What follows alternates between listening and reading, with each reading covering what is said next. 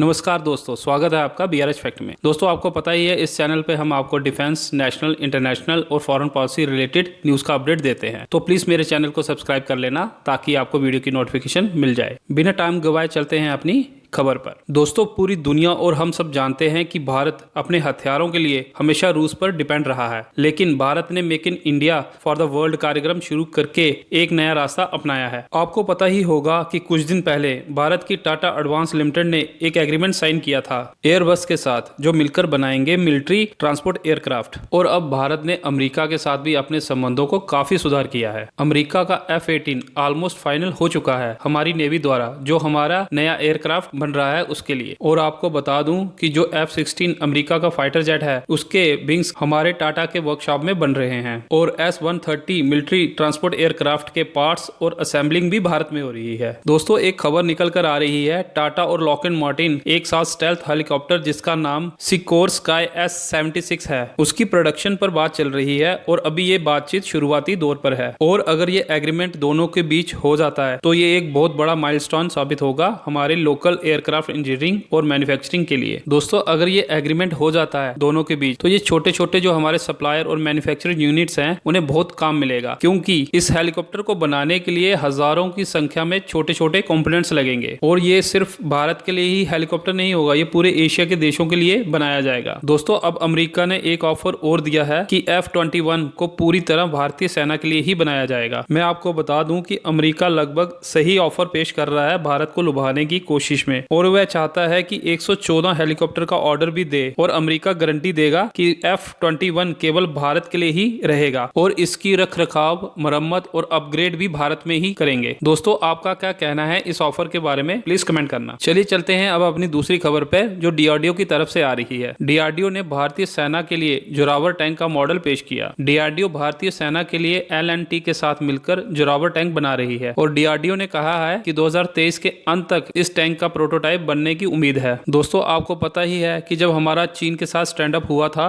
तब हमें इन हल्के टैंकों की जरूरत पड़ी थी। तब हमने अपने मेन टैंक वहां पे डिप्लॉयड किए थे, जो काफी वजनी थे। इसी से सीख लेते हुए अब हमारी DRDO जोरावर लाइट टैंक बना रही है। विशेषताएं बता देता हूँ। ये एक लाइट टैंक होगा, इसमें वेपन सिस्टम होगा, मिसाइल होंगी और मेन गन होगी। इसमें ड्रोन इंटीग्रेशन होगा, जिससे दुश्मन पर लगातार नजर रखी जाएगी और ड्रोन की फीड सीधा टैंक के कमांडर के पास जाएगी। आपको बता दें कि भारतीय सेना फ्यूचर के खतरों को देखते हुए फ्यूचर टैंक पर भी काम कर रही है। फ्यूचर टैंक जो होंगे वो मौजूदा टैंकों का रिप्लेसमेंट होंगे। 2030 तक इसका पहला प्रोटोटाइप आ जाएगा। अगर हम ग्लोबल सिनेरियो देखें तो एरियल थ्रेट यानी कि आसमानी खतरा ज्यादा बढ़ रहा है और ड्रोन का इस्तेमाल तेजी से हो रहा है, इसलिए सभी एंटी ड्रोन सिस्टम पर काम कर रहे हैं। दोस्तों, अब तक युद्ध में टैंक का टैंक से युद्ध होता रहा है, लेकिन अब टैंक को सिर्फ टैंक को नष्ट नहीं करना बल्कि सारे खतरों से निपटना है। इसमें आसमानी खतरा भी शामिल है, इसलिए फ्यूचर का टैंक इस तरह का होगा कि वह आसमानी खतरों को भी नष्ट कर सके। दोस्तों, आपको क्या लगता है इन दोनों खबरों पर, कमेंट करना और प्लीज मेरे वीडियो को लाइक और चैनल को सब्सक्राइब कर देना। जय हिंद।